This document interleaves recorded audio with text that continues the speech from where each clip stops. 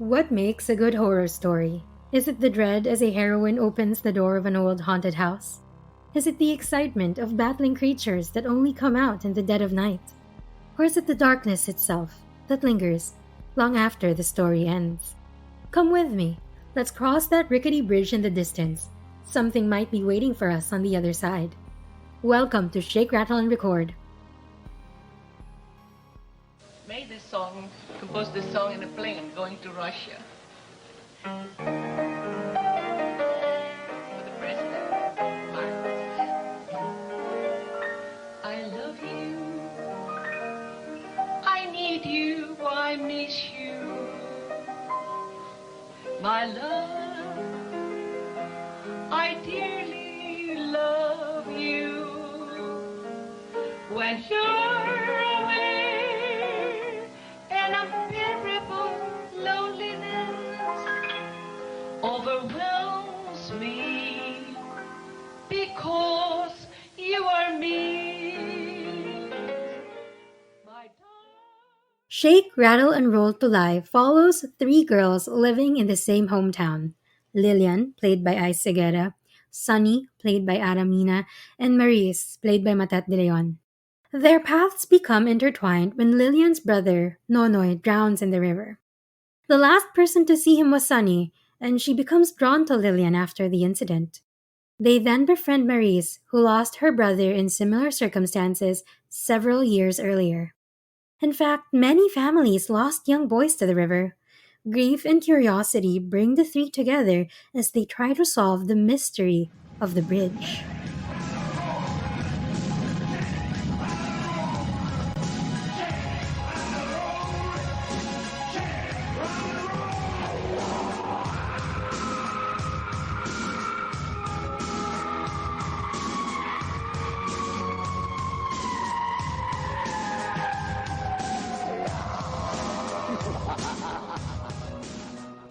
On the night of Nonoy's death, Sunny drove past him on the bridge. Sunny is a bit of a reader.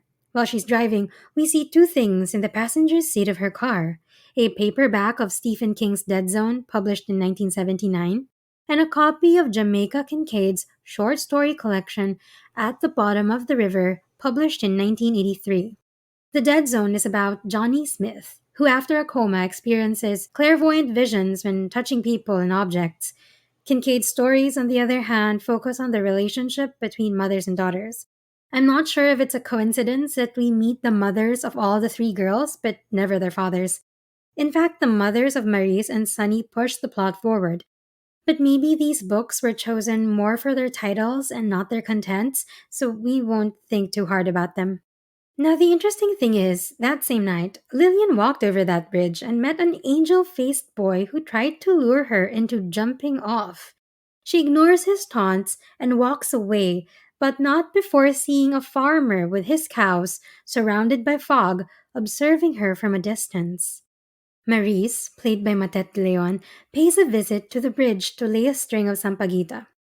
The sampaguita is the national flower of the Philippines. It has been since Proclamation 652 in 1934, and it symbolizes love, dedication, and devotion. Sampaguita necklaces are commonly sold on the streets and outside churches. We soon find out, of course, that the sampaguita is for her brother who drowned several years earlier. Both Marice and her mother are being haunted by the ghost of her dead brother. He appears in her window after she sings an old lullaby he used to sing too. The apparition leads her to the bridge, where the ghostly figure jumps off. The next day, Sunny hears of a boy who drowned in the river. She goes to the wake and realizes it was the same boy she saw the night before. The three girls attend a Catholic Mass for Nonoy, where they decide that they need to get to the bottom of things. Why are so many kids drowning, including the brothers of Lilian and Marice? Lilian, who seems to be the most sensitive among the three, dreams of the bridge and the farmer again. At this point, we realize that the introduction was actually a dream. The farmer cryptically tells Lilian about Uro, his nephew, who is in the water. The boy appears to Lilian again, but he's not pretending to be nice anymore. He shows her his face at death, one side of his face bashed in, his eye bulging out of its socket. So we get a clue that although he's in the water, he didn't drown. If he simply drowned, then he would appear pale, with blue lips and limp hair. Think Tale of the Shiny Red Bicycle from Are You Afraid of the Dark? But Uro definitely died a violent, traumatic death here. Lilian wakes up in fear, as anybody would. As an aside, when I was younger, I looked a lot like Ice Seguerra, so people called me Isa in school all the time. Isa is his former name, for those who aren't familiar. It's not in official use anymore, but you'll still see older articles and, of course, movie credits with it. Anyway, Lilian, Marice, and Sunny meet up near the falls the next day, and Sunny gives them medallions of St. Christopher. She says he isn't really on the roster of saints, but her mother believes in him anyway. Now, this is true. Saint Christopher, the patron saint of travelers and children, is not officially recognized by the church. This is because he is widely believed to be a legendary figure and not a real person, so he has no date of beatification or canonization, but that hasn't stopped churches and monasteries from being named after him. St. Christopher is relevant here because of the famous story where a child approached him by the river and asked to be helped across. St. Christopher obliged. However, as he entered midstream, the river rose and the child's weight grew and became extremely heavy. It was only by great exertion that St. Christopher safely delivered the child to the other side. When St. Christopher asked the child why he was so heavy, the child explained that he was Christ, and when St. Christopher carried him, he also carried the weight of the whole world on his shoulders. The child then vanished. This was St. Christopher's turning point, after which he is said to have evangelized thousands of people. Marice and her mother appear to pray to him too. Back at the falls, the three girls swim in the pool at the bottom of the falls, but they do the thing where they go under all at once, and when they resurface, they're right below the bridge. Sunny's mom runs to the falls to rescue them because it turns out they were collectively hallucinating. They were still at the falls. Once they tell her what they saw, she tells them to go to Mang Chris, the espiritista who lives near the mouth of the river. Mang Chris, played by Dante Castro, is actually uncredited in this role for some reason, so it took some digging to find out who he is. He has one of those faces that you can't quite place, you just know you've seen him before. His IMDb page lists a ton of bit roles, so that's definitely why. The trio head over to Mang Chris, who promptly sits them in a circle around a chandelier and recites an incantation. Paano po ba natin makakausap ang mga spirito? Maraming paraan. Sa tubig namatay ang mga bata. Tubig din ang kasangkapan. Kaya narito tayo. Pumikit kayo. Natam, ikum, huktum, his, uminuhum,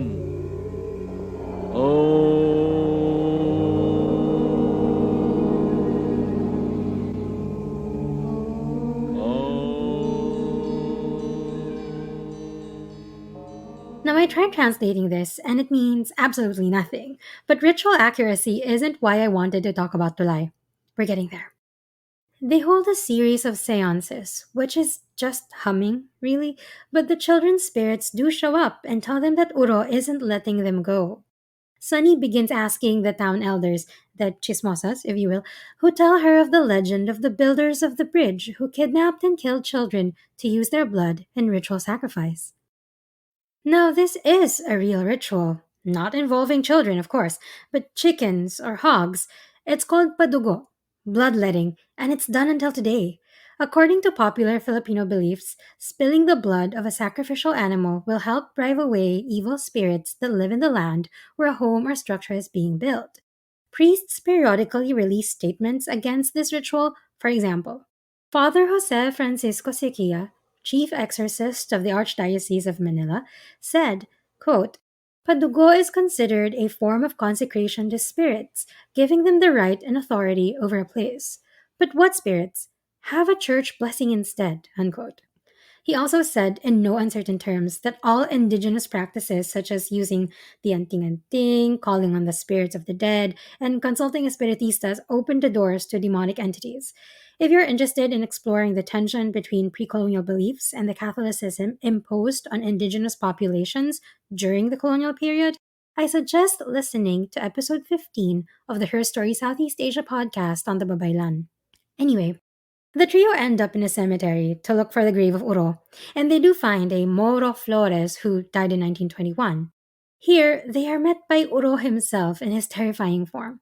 Sunny accidentally leaves a copy of the book, The Celestine Prophecy, on the grave. It's just there for a few seconds, but it's important enough that the director left it in.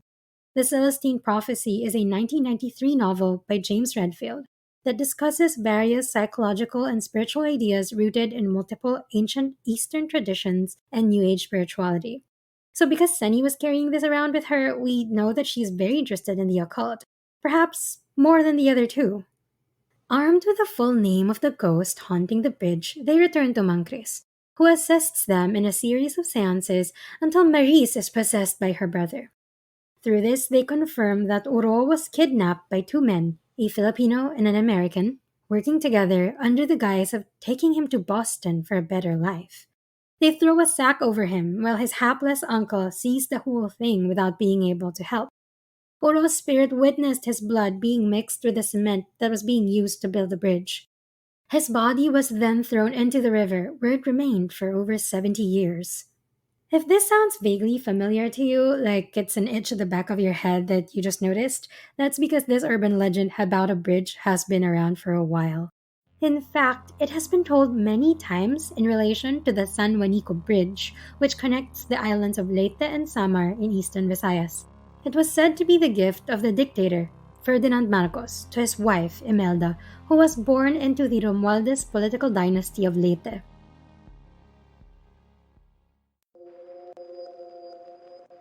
The truth, they say, is out there. Trouble is, the truth sometimes can be bland and uninteresting. Subscribe to Dark Theory. Dark Theory is a self-produced Filipino podcast that takes you down a rabbit hole of mystery, conspiracy, and dark, twisted tales that blur the boundaries of what you know to be real. Subscribe to a little darkness. Listen to Dark Theory, available on Spotify, Apple Podcast, and Anchor. We make the truth a tad bit more delightful, all with a pinch of darkness. This is Dark Theory.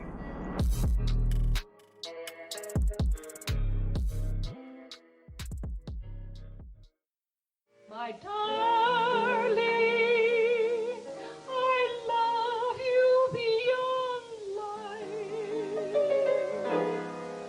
and my love will be yours forever.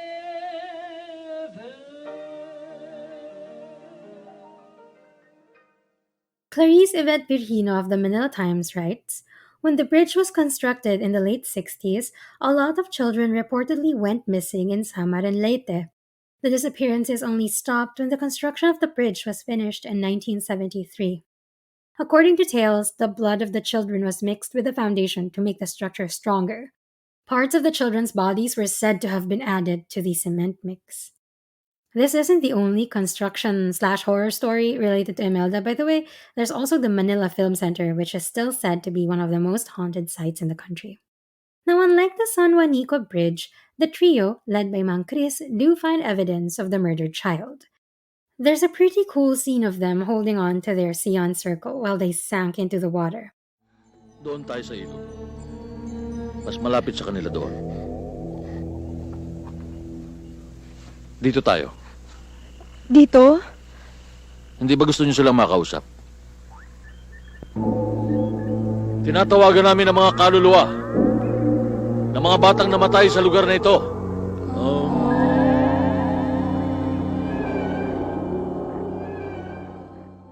Mang Chris then dives and retrieves the surprisingly intact body. The town, I presume, is told of the events, and they hold a funeral procession for Uro to finally lay his soul to rest. It is implied that the rest of the boys who were haunting the bridge were also finally released. Is Tulay a particularly well-told story? No, it has obvious plot holes and the exposition is forced in many parts. But, as children, we were terrified of this story. The thought of being kidnapped to be drained of blood for bridge construction actually seemed possible enough. Tom Toss as Uro was frightening and I'm sure gave many people nightmares. And that's an important thing to remember about horror. Like we saw in the previous episode, it's a cautionary tale. In this case, kids are warned to stay away from strangers, to be vigilant. We don't live in the safest country in the world after all. And in Uro's story, there's a class element too. Poor people don't often get justice. Horror often represents an alternative explanation for things that we can't understand or resolve ourselves. One of those things is how hard it is to get attention or justice for missing people or missing children, especially if they're underprivileged. It could very well be that children did go missing in Samarin Leyte, but if they were from poor areas, they could have been written off or swept under the rug, like Uro in the story. And so, Tulay lets us imagine a world in which the dead are able to torment the living until they receive justice and closure themselves. Horror as a genre is really a way of processing real problems, a way of letting us talk about things we rather would not.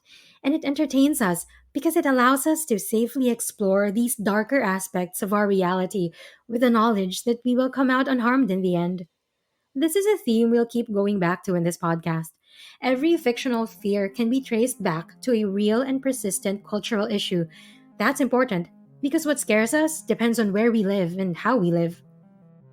We'll pick this back up in the next episode, where we'll meet one of the most popular figures in Philippine lore mythology as she appears in Shake, Rattle and Roll, Manananggal, released in 1984, directed by Peke Galiaga and starring Herbert Bautista and Irma Alegre. This is your host, the little doll in the pink dress you forgot about when you were 5.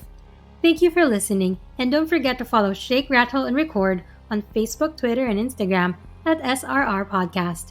I'm Agus Ramirez. Scare you next time.